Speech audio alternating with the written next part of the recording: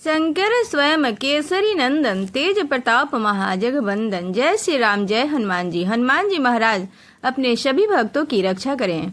जय सनातनी के इस अंक में आज हम जानेंगे 2025 में हनुमान जयंती कब है, सही तिथि, शुभ मुहूर्त, कथा और पूजा विधि और हनुमान जयंती का महत्व।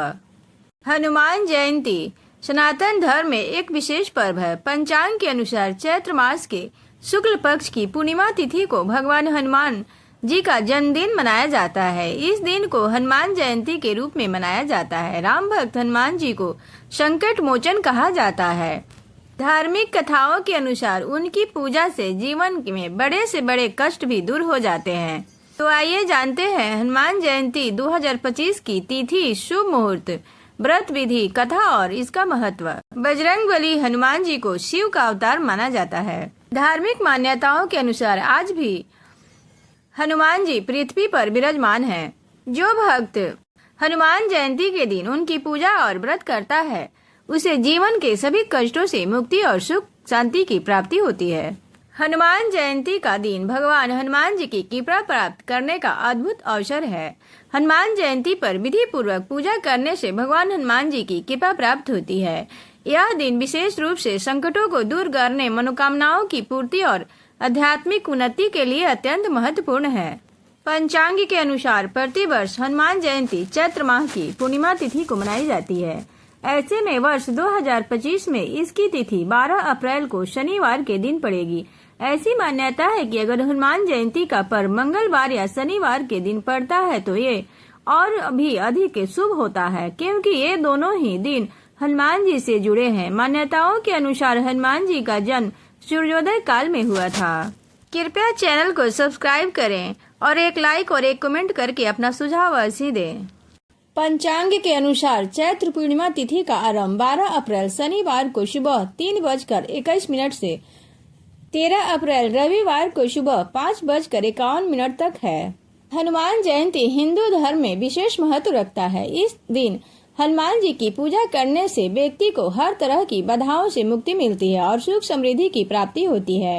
इसके साथ ही भगवान श्री राम और माता जानकी की कृपा भी प्राप्त होती है। इस दिन के व्रत पूजन से कुंडली में मंगल और शनि ग्रह की स्थिति मजबूत होती है। इस दिन हनुमान चालीसा, बजरंग बाण और सुंदर कांड का पाठ करना अत्यंत शुभ माना जाता है।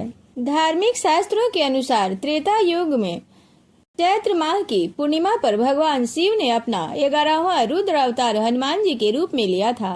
माता अंजनी और बानर राज केसरी के आंगन में जन्मे मारुति का हनुमान बनने का सफर अत्यंत ही रोचक है। हनुमान जी ने अपने जीवन काल में हर कठिनाइयों का सामना हंसते हंसते किया।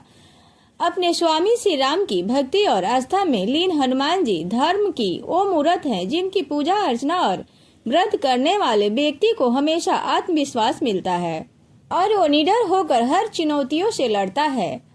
जिस तिथि पर हनुमान जी का जन्म हुआ था उस तिथि को हनुमान जन्मोत्सव के रूप में धूमधाम से मनाया जाता है। हनुमान जी अपने भक्तों को हर प्रकार के संकटों और विपदाओं से दूर रखते हैं और हमेशा उनकी रक्षा करते हैं। अब जान लेते हैं हनुमान जी की जन्म की कथा, इसके बाद पूजा विधि जानेंगे। त्रेता युग में जब अयोध्या के राजा दशरथ 3 रानियों के साथ सुख समृद्धि से राज कर रहे थे तो उन्हें एक बड़ा दुख झेलना पड़ा। उनके पास कोई संतान नहीं थी। एक संतान प्राप्ति के लिए राजा दशरथ ने पुत्रेष्टि यज्ञ किया।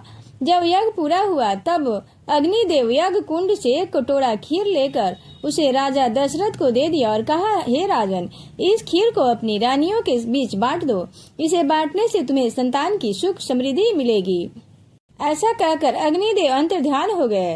राजा दशरथ ने उस कटोरी की खीर को लेकर अपनी रानियों के बीच में बांट दिया। माता कौशल्या और माता सुमित्रा ने उस खीर को खा लिया, लेकिन जैसे ही रानी कैकेयी उस खीर को खाने के लिए आई तभी वहां एक गरुड़ उड़ते हुए आया और उस खीर का एक हिस्सा छीनकर अपने मुंह में डालकर वहां से उड़ गया। उड़ते हुए गरुड़ ने वहां पहुंचा जहां माता अंजनी और बानर राज केसरी महादेव की तपस्या कर रहे थे।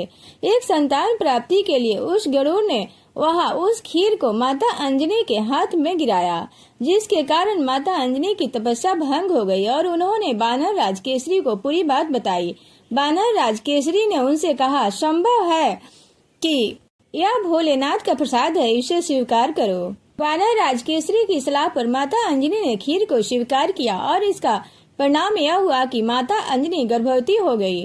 कुछ समय बाद एक दिन माता अंजनी पर्वत की चोटी पर खड़ी सूर्य की सुंदरता का आनंद ले रही थी। तभी अचानक तेज हवाएं चलने लगी और उनके वस्त्र उड़ने लगे। उन्होंने चारों ओर देखा, लेकिन आसपास के पेड़ों के पत्ते तक नहीं हिल रहे थे। यह देखकर वह क्रोधित हो गई और बोली, यह कैसा जादू है? यहाँ कौन है जो एक पतिव्रता स्त्री का अपमान करने का प्रयास कर रहा है?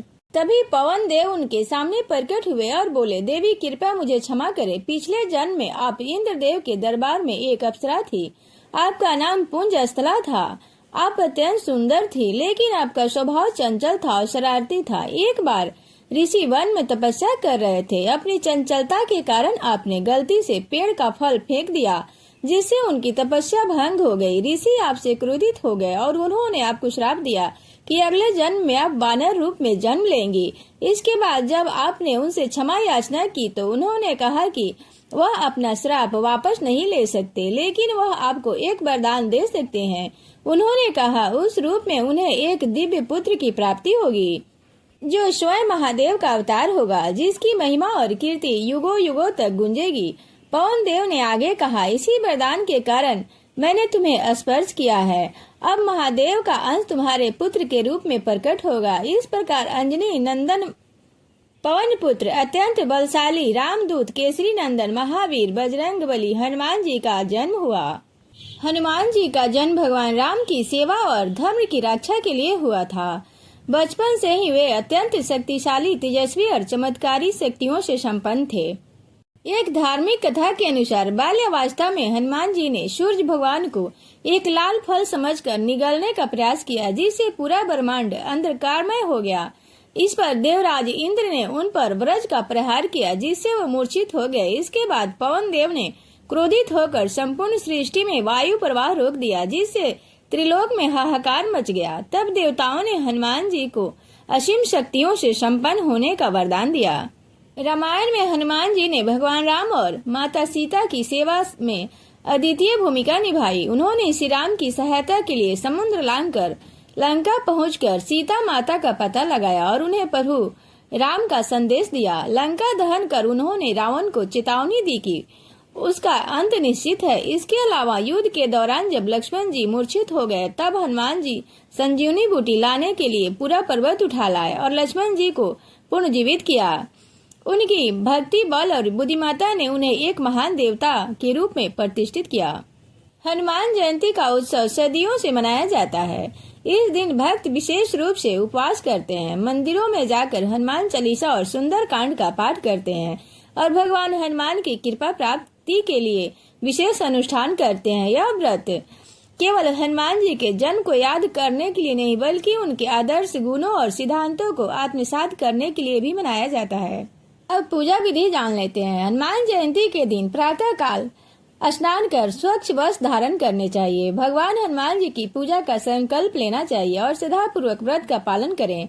पूजा स्थल को गंगाजल से शुद्ध कर हनुमान जी की प्रतिभा या चित्र स्थापित करें। हनुमान जी की मूर्ति को पंचामृत, दूध, दही, घी, शहद और गंगाजल से स्नान कराएं। इसके बाद उन्हें चंदन, सिंदूर, चमेली का तेल और फूल अर्पित करें। मान्यता है कि सिंदूर और चमेली के तेल का लेप हनुमान जी को विशेष प्रिय है। इस दिन हनुमान चालीसा और सुंदर कांड का पाठ करना अत्यंत शुभ माना जाता है। साथ ही बजरंग बाण का भी पाठ इस दिन बहुत ही शुभ माना जाता है। इससे भक्तों को हनुमान जी की कृपा प्राप्त होती है और जीवन की सभी बाधाओं से मुक्ति मिलती है। हनुमान जी को गुड़, चने, बेसन के लड्डू, केले और तुलसी पत्र का भोग अर्पित करनी चाहिए। उन्हें विशेष रूप से पान, गुलाब और इमरती का भोग लगाया जाता है। भोग अर्पण करने के बाद भक्तों में प्रसाद वितरण करें। पूजा के अंत में हनुमान जी की आरती करें और ओम हम हनुमते नमः मंत्र का जाप करें। दीपक और कपूर जलाकर भगवान को समर्पित करें। आरती के समय घर के सभी सदस्य एक साथ भगवान की स्तुति करें। इस दिन गरीबों को अन्न, वस्त्र और दक्षिणा का दान करें। मंदिरों में भंडारे का आयोजन भी करें और हनुमान जी की कृपा प्राप्त करें। अपने सामर्थ्य के अनुसार इस दिन दान पुण्य अवश्य करें। इस दिन बंदरों को गुड़ और चने खिलाना भी शुभ माना जाता है, जिससे हनुमान जी का विशेष आशीर्वाद मिलता है। हनुमान जयंती भक्ति और निष्ठा के महत्व को दर्शाती है। हनुमान जी ने भगवान राम के प्रति अपनी अटूट भक्ति दिखाई, जो हमें अपने लक्ष्य और कर्तव्यों के प्रति समर्पित रहने की प्रेरणा देता है। हनुमान जी की असीम बल और साहस के प्रतीक हैं। यह त्योहार हमें जीवन को चुनौतियों का सामना करने और निडर रहने की प्रेरणा देता है। हनुमान जयंती धर्म की रक्षा और कर्तव्य परायणता का संदेश देती है। हनुमान जी ने अपने कर्तव्यों को सर्वोच्च प्राथमिकता दी, जो हमें अपने जीवन में धर्म और नैतिकता का पालन करने की सीख देती है। हनुमान जयंती का दिन हनुमान जी की भक्ति और उनके बल, बुद्धि और निष्ठा को समर्पित है। हनुमान जी को रामायण में भगवान राम के परम भक्त और सेवक के रूप में जाना जाता है। जय श्री राम, जय हनुमान। सब बोलो प्रेम से बजरंगबली हनुमान जी की जय। प्रभु श्री राम की जय।